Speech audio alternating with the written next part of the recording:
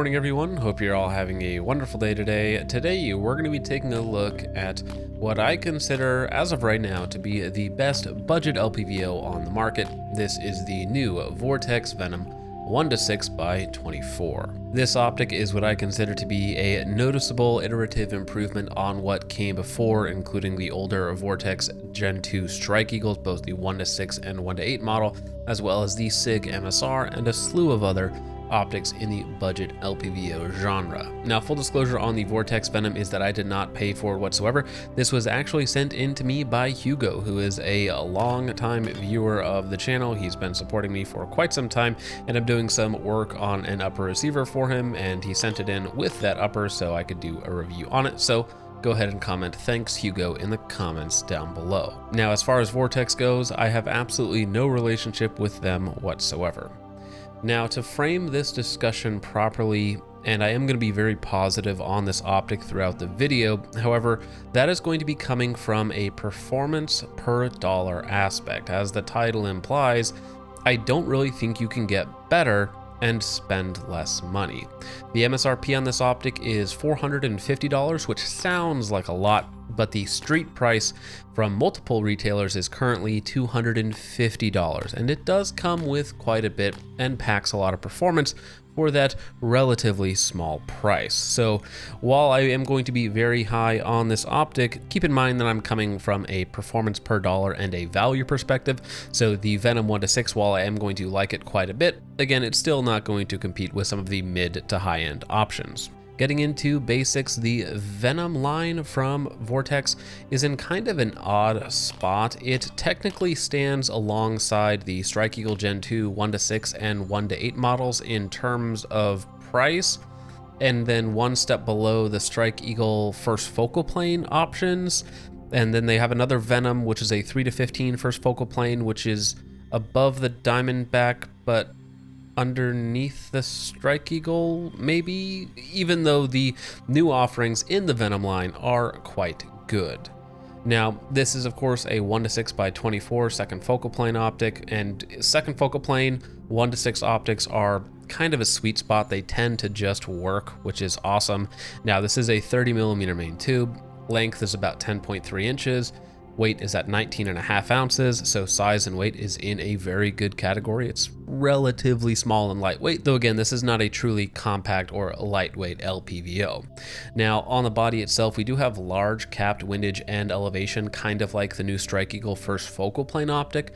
For some reason, I would have rather had smaller windage and elevation just because it would have shaved a little bit of size and weight off the optic, but they are nice. The turrets themselves are in quarter MOA increments, which is perfectly fine, and subjectively they feel as they should for a scope of this quality. Now, on the left-hand side of the optic, we have 6 illumination settings powered by a 2032 battery, and we have an offsetting in between, which is a upgrade from the previous generations.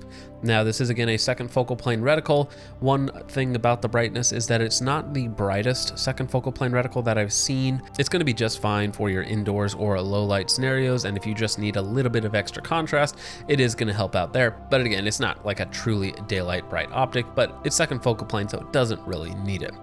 Now, the magnification ring is a 180-degree throw, perfectly fine, and for some reason it's super smooth, like one of the smoothest magnification rings that I've used on an LPVO, but for some reason just feels way nicer than the price would indicate.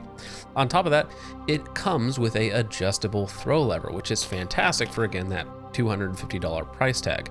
Now, the reason why I like adjustable throw levers is that if I'm using an offset dot at the back, I can actually adjust the throw lever to where I can still use it and have the offset red dot where I want it, versus if it's built in and it interferes with your offset, then you kind of just have to remove it if possible. It also comes with a 2-inch sunshade, though I didn't use it, but again, just another nice thing for that low price tag. At the back, we have a rear diopter, you get it. Now, moving into usability, eye relief is ever so slightly shorter than other LPVOs in this genre, but not to a noticeably bad degree. It's anywhere from 3 to 5 inches on 1x, and then as you move up the magnification, it tightens up to about 3.5 to 4. Again, it's maybe just a hair shorter than other LPVOs in this genre. At worst, you'll probably have it one notch back further on your upper receiver. Now the eye box, that is your up, down, left, and right. Again, at 1x, very forgiving, just like you would expect. And at 6x, it is certainly usable, though again, it does tighten up. Now, field of view at 1x is a monstrous 126 feet, which puts it maybe in the top 5, if not the top 10 of LPVOs in general. And unlike some other LPVOs that have a 120-foot field of view on paper, the Venom with a very thin bezel really takes full advantage of having that large field of view. Now, the reticle is just a slightly updated version of their older styles. It's still called the AR-BDC-3, which I have a lot of experience on, both with the older Strike Eagle Gen 2 1-6 and 1-8 models. I've owned multiples of those scopes. I've used them for quite a long time. I just don't have any currently. In the center, you have a 1 MOA dot at 6x magnification, of course, and then on the outside of that, you have a outer horseshoe with plenty of space and cutouts so that it doesn't obstruct your view, but it still allows you to pick it up quickly for your fast acquisition scenarios. On the outside of that, you have 3 thick stadia lines really drawing your eye to the center that in theory you could also bracket targets with if you need to, but I think the center is quite effective. It's a good blend of speed and precision while not getting in my way like some first focal plane options do. Now the drops are set up for a 50-200-0, which is very standard. Your BDC starts at 300 yards and moves in 50-yard increments all the way out to 650 yards. Now, the furthest I've taken this optic is right at 500 yards with a 11.5, actually the Caracal 816, and I was using 77 grain Callaway Ballistics. Go ahead and shout out to those guys. You can use code FOCUS to save yourself some money. They actually just sent me another 700 rounds of ammo, which will last me approximately 2 weeks, but for that, we do appreciate it. So at 500 yards with an 11.5-inch barrel using very heavy 4 caliber ammunition, I was actually using the 650-yard hold and then kind of just holding just off the left side of the plate.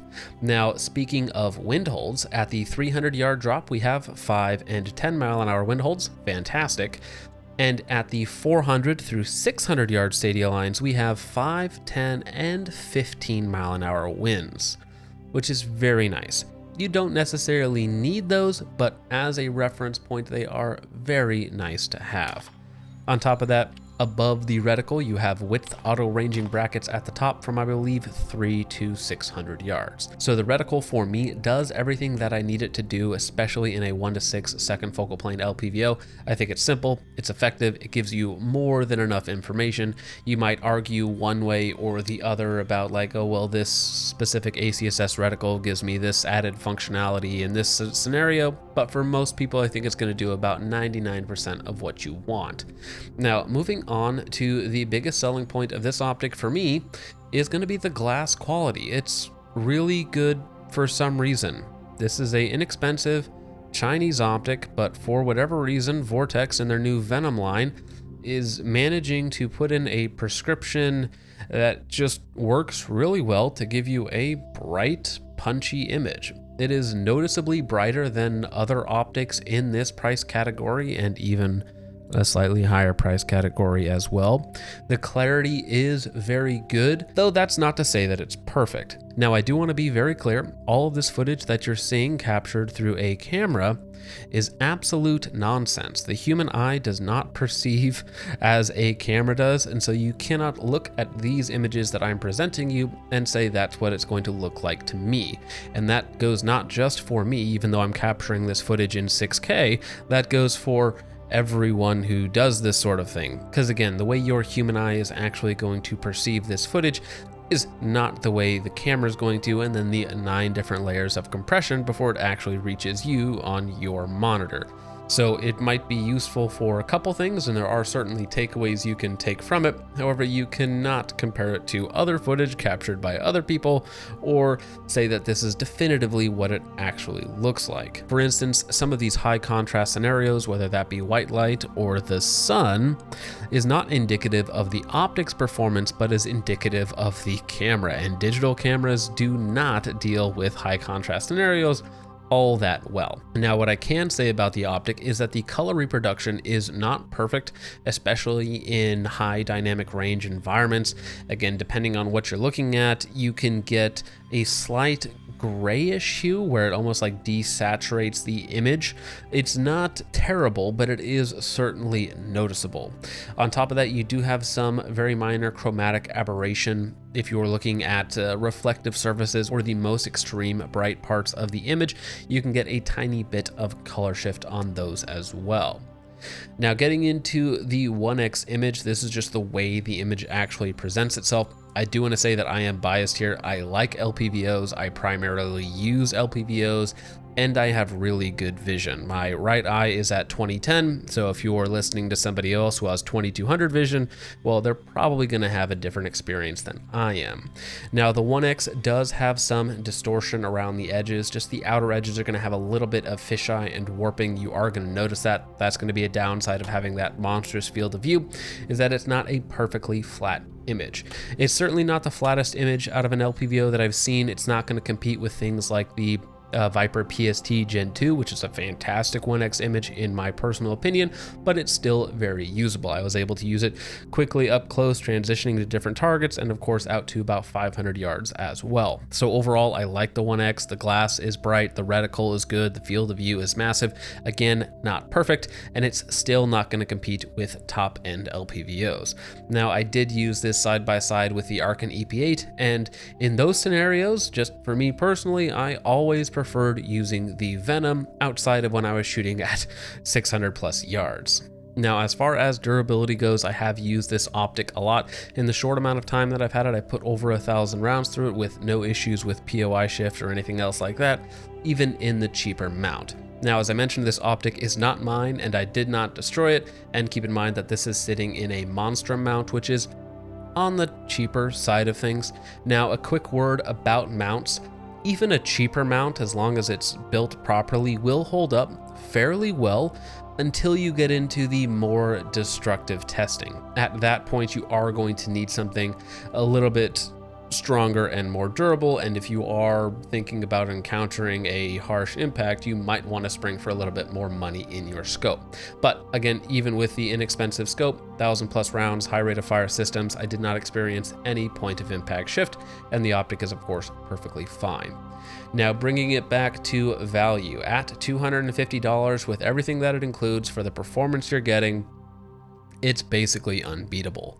If you compare it against the older SIG MSR 1-6, this has much better glass quality while basically a identical feature set, and the reticle in my opinion is a little bit better. It's going to have much better performance than the older Strike Eagle Gen 2, 1-6 and 1-8 models.